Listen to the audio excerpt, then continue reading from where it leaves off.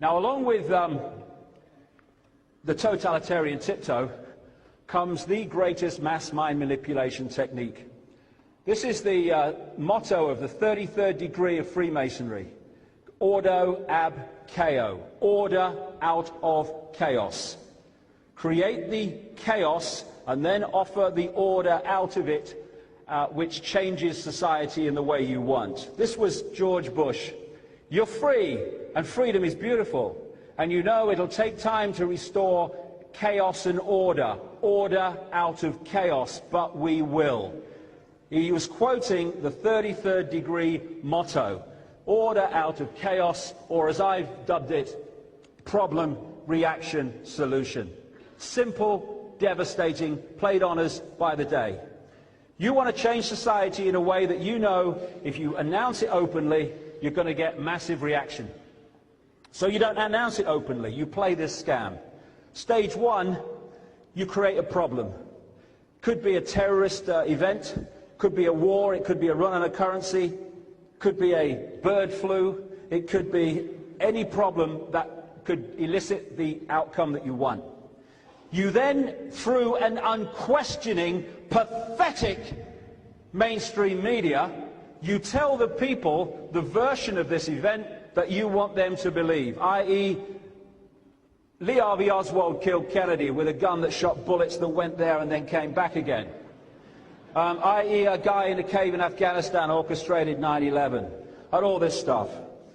And if we had a media worth the name journalism, problem, reaction, solution would not be possible. It would collapse immediately. Because real journalists would investigate the official version of the problem, they'd find it was a nonsense, and they would tell the people that, and they'd get a different reaction. Because they don't, because the mainstream media is just a public relations office for the official version of events, it goes through virtually undiluted. Official story, media, official story received by the people.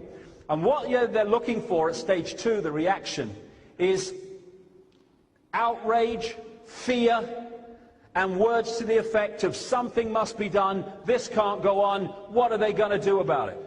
Which allows those who've covertly created the problem, who've gleaned that public reaction, do something, they can then openly offer the solutions to the problems they have created. I've just described 9/11, by the way. I've also described the Second World War, where you had, when you do the research, a global elite that was behind the Russians, the Soviet communists as they became, who was behind the governments of Churchill and Roosevelt, one of the major, like I said earlier, Illuminati frontmen of the 20th century, who were behind the Nazis in Germany and who brought them into conflict, a major global problem. If you want to change something globally, you need to create a global problem. Conflict, Second World War. After the Second War, in just a few years, the people were mentally, emotionally, and physically exhausted. When they are doing those mind control horrors I talked about earlier, they get the victims exhausted, mentally, physically, and emotionally, because an exhausted mind becomes a much more suggestible mind. And so, how do we stop this happening again? I'll tell you. After the Second World War, an explosion of globally centralized institutions, the United Nations, the Bretton Woods Agreement, along came the World Bank, the International Monetary Fund, and all this other stuff. And the world was transformed by the problem of the Second World War. Same with the First World War. And this was one of the most clear and obvious problem, reaction, solutions I've ever come across. I went on a radio station in Los Angeles days after 9/11 because they'd heard on the internet I was saying it wasn't bin Laden, this was an inside job. This was in the first week after it. And they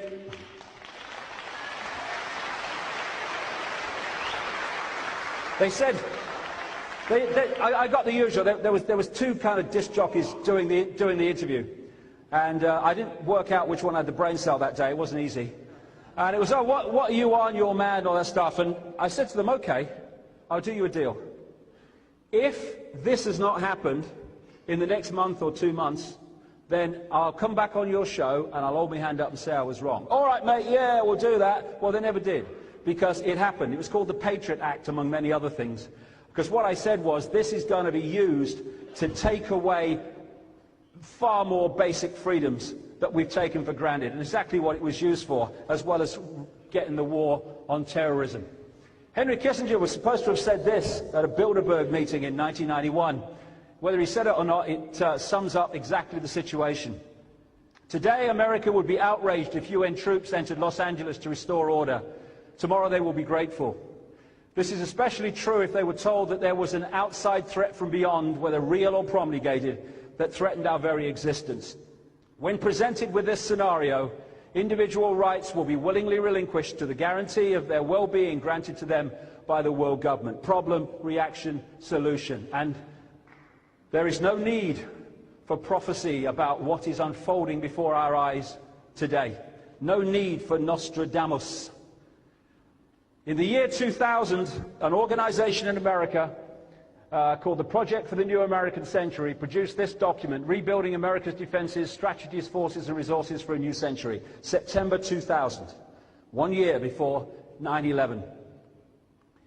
In this organization that produced this document were all the major players that 9 months after this was produced entered the White House and the Pentagon with the Bush administration. Cheney, Rumsfeld, Paul Wolfowitz, who was Deputy Defense Secretary at the time of 9/11, he's now head of the World Bank. And a stream of other people who have become known as neocons. Michael Ledeen in the top left-hand corner, connected into Licio Gelli and P2 and all that stuff in Italy. Richard Pearl, one of the great architects of the invasion of Iraq. John Bolton, another architect of the invasion of Iraq, now United Nations ambassador for America. Fife, another one. Jeb Bush, who is the president's brother. And this guy, William Crystal, who's a Murdoch clone in America, who's chairman, or at least was chairman, unless they've changed it since I last looked, of the Project for the New American Century. These are the people behind the document I'm going to talk about. By the way, anyone remember Mr. Pastry? Is anyone old enough? You won't, will you? But when I was a kid, there was this children's entertainer in Britain called Mr. Pastry. He used to jump around a lot. Well, I always called John Bolton Mr. Pastry. I think it's uncanny. It's spooky, isn't it? It's spooky. And I'd rather Mr. Pastry, to be honest, was America's ambassador to the UN. I think we'd be safer. Another of these neocons is Frank Carlucci, former number 2 at the CIA, Defense Secretary Reagan Bush, very, very close associate of Father George, thrown out of 2 African countries for plotting to kill their leaders. Yes, we must stop terrorism, Frankie. John Negroponte, another man fundamentally connected to horrific American terrorism in Central America and elsewhere. Another one of these neocons that are protecting us from the terrorists. So what did this document say in September 2000? It calls for American armed forces, the cavalry, on the new American frontier. It says that key allies like the United Kingdom are the most effective and efficient means of exercising American global leadership. Well, there's 2 to bloody tick off straight away. Keep your pen handy. The United States has for decades sought to play a more permanent role in Gulf regional security, while the unresolved conflict with Iraq provides immediate justification. The need for a substantial American force presence in the Gulf transcends the issue of the regime of Saddam Hussein. Tick. It calls for a blueprint for maintaining global US, i.e. Illuminati, preeminence and shaping the international security order in line with America's principles and interests. This American grand strategy, it says, must be advanced as far into the future as possible, and the US must, quote, fight and decisively win multiple simultaneous major theater wars as a core mission. And that's exactly what they're doing. We've had Afghanistan, we've had Iraq, and now they're trying to wangle a conflict with Iran. Tick. It says that peacekeeping missions demand American political leadership rather than that of the United Nations. It highlights North Korea, Syria, Iran and Libya as dangerous regimes and says their existence justifies the creation of a worldwide command and control system, World Army. Now, The axis of evil speech involved in its claims of evil Iraq, Iran, North Korea, straight off the pages of that document. It was written by a Bush speechwriter called David Icke, who is one of those neocons connected to those people that produced the document. And they say, oh, we're still trying to stop the war with Iraq. Oh, God, please, you've been planning it for years, mate. This document spotlights China for regime change, saying it is time for the presence of American forces in Southeast Asia. This could lead to American and Allied power, providing the spur to the process of democratization in China. They want a war with China. I've been saying it for 10 years. That guy with a patch on his chest said exactly the same. It's leading to a war with China. They want a global problem that they can finally impose their global solution. To stop this ever happening again, we need a world government with power to stop it and an army to stop it. Exactly where they're going, which is why I was able to say this. In 1998, the plan is to engineer events real and staged that will create enormous fear in the countdown to 2012. This includes a plan to start a third world war, either by stimulating the Muslim world into a holy war against the West or by using China to cause global conflict. Maybe both. The China thing is happening.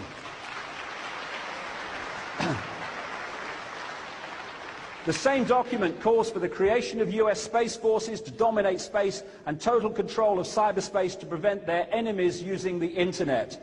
What we're seeing now, and you've been following this, are increasing attempts and changes to dictate what you can and cannot say on the internet and to hand power over the internet to the corporations that they control. Talks of developing biological weapons that can target, quote, specific genotypes. This may transform biological warfare from the realm of terror to a politically useful tool. These are the very same people who are saying they need to protect us from the terrorists. Now, what else did this document say?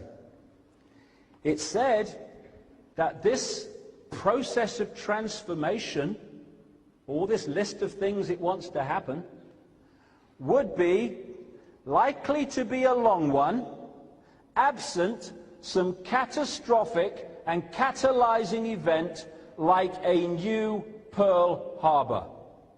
Those words were published in September 2000. 1 year to the month later, we had what Bush called at the time our Pearl Harbor. Catastrophic and catalyzing event. Elephant in the living room. Who's benefited from 9/11? That's the great antidote to problem, reaction, solution, that question. Who benefits? Who benefits from me believing this version of events? Well, do the Muslim world benefit? Oh, no. What about the people who died in 9/11? No. Ooh, who can benefit from this? Only those that wish to use it to justify transforming society in the image they require.